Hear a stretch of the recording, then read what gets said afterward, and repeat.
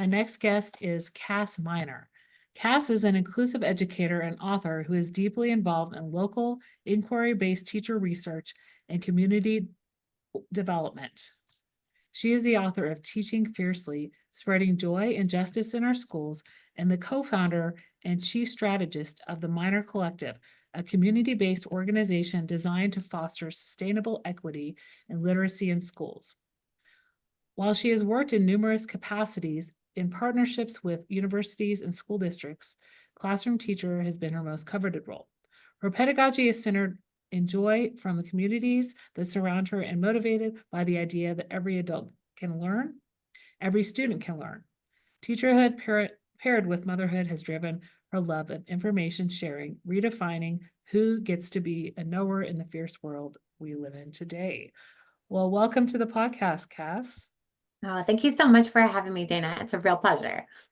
We'll start off with a question I ask everybody. Tell me about a time when you were in the trenches and managed to crawl out. Absolutely. So it's in a really interesting metaphor, the idea of like crawling out of the trenches in school. And I feel like, I was trying to sort of like think about one specific story. So I have some of those, but I want to start generally by saying that I think, my trenches that I'm crawling out of are often the ones that are conversations that are not including children or spaces where children are not included. And what I mean by that is I often think, we have this whole school system that is literally designed for kids and for a lot of other things, right? But we are teaching and learning with children to help them become like these full humans, right? Like these critical thinkers who can navigate a very complex world. And I think, later in my educational life, in these few years, I find that my deepest trenches are often the ones where it's a lot of grown-ups having conversations about a lot of theory or about a lot of like hypothetical things that we could be doing. But oftentimes families and kids are not inclusive of those conversations. And so for me, the big trench I'm always like trying to crawl out of and bring others with me is this space that is just completely exclusionary of the very people in which we're trying to serve. And I think getting out of that, it's not so hard, but you really do have to position yourself in very close proximity with school communities. And I know for teachers, teachers are very close to the students they work with. They're there in front of them every day. Families are too, but it's often a very like separate entity. And so I'm thinking like for folks like myself who work, in academia, who are partners to schools, who are not in classrooms every day, it's really, really important for me when I'm climbing out of that, dark space and into the light. It often includes me trying to figure out, okay, well, how do I get close to kids? How do I make sure we're listening in and including them in the conversation when we're thinking about, what will make school life better? What will create like a real opportunity for a transformational change that really has the best interest of our young people in mind? So that kind of will lead into our question about just what is the Minor Collective and how did you all get started with working with the Minor Collective? Yeah, absolutely. So the Minor Collective is an organization that my partner and husband, Cornelius Minor, and I began about 5 years ago now. And essentially, we are a community-based organization that really works in partnership at a community ecosystem level. And what I mean by that is sometimes when people partner with schools, they'll be talking to just like school leaders or they'll only be talking to teachers. And we really have like an ecological perspective in which includes like, students are always part of our work, families are always part of our work, school leaders and teachers. And then of course, us along with different kinds of people who are working in sort of like the ed policy realm or the research space as well. And we really feel committed to ensuring that we work, not just like one and done kind of like professional development experiences, but we really are working in partnership with folks, hearing their stories, hearing their, bearing witness to their experience and figuring out a shared way of moving forward. That's not just sort of like us coming in and telling people what to do, but really like negotiating the school space with them and creating a really strategic plan that is inclusive of, not just what we know about like how learning works and what the research says, but also like the lived experience of the people in that community. You told me in the pre-chat you all work with various stakeholders, not just the principals, but also district leaders, NGOs, and also you provide resources for shifting school culture if people are interested in or need to shift their school culture. Yes, absolutely. And so, that looks a lot of different ways. And the reason it looks a lot of different ways is because we are, we are a global organization. We do work very locally here in New York City. Okay. We also work nationally and a little bit internationally too. And so the international work is probably like the smallest part of our organization. But when we are working internationally, oftentimes it is more of an exchange rather than sort of like a word of advice from us. Sure. And so recently we were in Scotland, we were in Kenya, we went with a big group of literacy folks with Kwame Alexander, Jerry Craft, some other authors that y'all might know of too. And our goal in that regard was to really work in partnership with a group of teachers and a group of folks who work with an NGO called Kenya Connect. And their goal is just to spread like the widespread practices of literacy.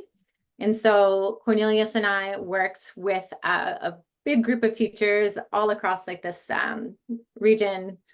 Makutano, I believe was the name. And essentially we're talking about what we do. They're talking about what they do. And a lot of it is like really legitimizing like literacy practices that already exist in their communities, but aren't quite seen as like, rigorous because it's not always reading like a 1,000 page book or writing like a 10-page essay. Rather, it's really like the practice of exchanging experiences via oral storytelling and helping teachers understand that, when the kids come into classrooms, with like, yes, we are teaching them to read, but we're also spending a lot of time helping them how to narrate stories that make sense and that their experiences matter too, even though they might not be, necessarily the stories that are reflected in the books that they're reading, which, is also something that is very important for us to make a more common experience for all children. That's like the international space, just one example. But when I think about here on a national level, we are living in a really dichotomous land where, work in New York City, we have completely different policies than, what might exist in Michigan, for example. And so because we have such deep roots here in New York City, we're able to, I don't want to say, let me just say we're able to be a lot more flexible in helping teachers negotiate policies because we really know the lands here. We really know communities. When we're working in a state like Michigan, that is not a space we live in, right? We have, different relationships with people over the years, but oftentimes we will spend time on the district level talking with superintendents and principals, really listening to their interpretation of what kinds of things they're supposed to be doing or want to be doing with their school communities. And then it's really about, taking that information, spending some time in the school communities that we're going to be working in, and then like really delivering like a big message to groups of people that help them maybe like shift their mindset a little bit to one that is really centered in a space that has kids' best interest in mind. And then we're giving them some pretty clear practices that help them position kids in ways that are speaking to their learning desires and that speaks to like a kid's want to be in a community, right? Like the idea that learning is consensual, I think is something that a lot of us might forget from time to time, and I know that you are somebody who works with adults a lot, right? And we know like if somebody doesn't want to learn it, they're not going to, like, and so a lot of our work is helping teachers figure out like what is the messaging, what is the story, what am I going to show kids, what experiences am I going to build to help like these bigger initiatives like move forward. And oftentimes those are rooted in literacy and the wider picture of school transformation. So you talked about just kind of the work with the schools in the district. So tell me a little bit about what that looks like in terms of days that you all are there across the school year. How long do you typically spend with a district? And is it often working with teacher teams or administrators? Kind of what would that typically look like in terms of one, for the literacy piece, and two, for the school culture piece? Absolutely. And so, our favorite way to work, and in fact, we often don't, like I said before, we don't really do like one day things. Like we're often in there for a longitudinal experience. You need to be there for a longer time for the shift to happen. And so typically it's at least 3 days. Mhm. Locally, we're usually in a school about 6 times across the year. Okay. And within that, 6 on-site days, and in between, we have a lot of like pre-planning and debrief experiences. Um, so in like a 3-week cycle or a 3-session cycle, for example, we might be supporting adults, create a shared vision that is centered in the student experience, Mhm. right? And so that is a very lofty goal. And so in that though, we're not usually in one, like working with one entity. And Mhm. so the day usually begins with like a teacher meeting, just meeting, like a meeting session where we're getting to know like who the folks are that we're working with. Mhm. And then before we are like, saying like, this is what you need to do, typically we'll like, work alongside teachers and we'll go like on a walk throughout the school building. And Okay. so teachers, school leader might, bring us into a few classrooms. We might chat with a few kids. And from there, we have like this shared experience, this information that we've collected. And then we're meeting with a similar group of teachers, maybe a few are there. Usually coverages are, tricky. So we are meeting with a group of teachers, a school leader, after we've made sense and we've gone through a walkthrough of the school, we've seen the space. And from there, we're honing in on that original objective, right? Like we are thinking about how do we work together to center kids. And from there, we'll make some pretty specific goals. And Okay. then usually we'll have some classroom demonstrations. And Okay. so our work is not just, teaching adults, like we go into classrooms and it's like a lab site experience, right? Okay. Where Yeah. either Cornelius or myself or both of us are teaching a group of students and we are being observed, witnessing by teachers. And so then we'll have another debrief, figure out what the learning is. And then the last piece really is figuring out like, what does that look like in teachers' practices? Okay.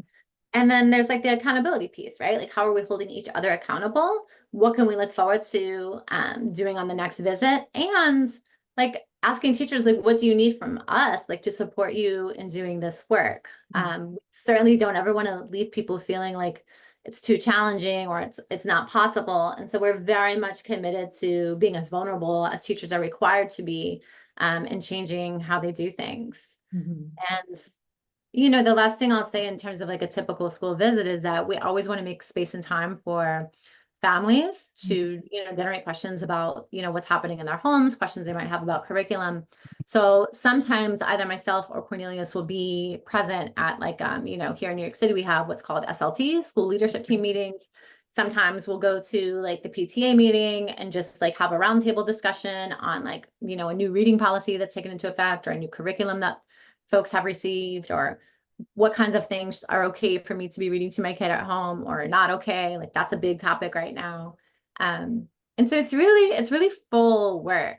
Mhm. It's really exciting. It's very like, it's almost like all encompassing sometimes. And that's why Cornelius and I really started the Minor Collective, is because we were both we were in coaching roles that were great, Mhm. but somewhat limited in how we were able to reach communities at the level required to really think about, how are all of the dots connected Sure. uh, that are important for folks to hear from one another to make sense in terms of how to move forward in a community. Mhm. Mhm.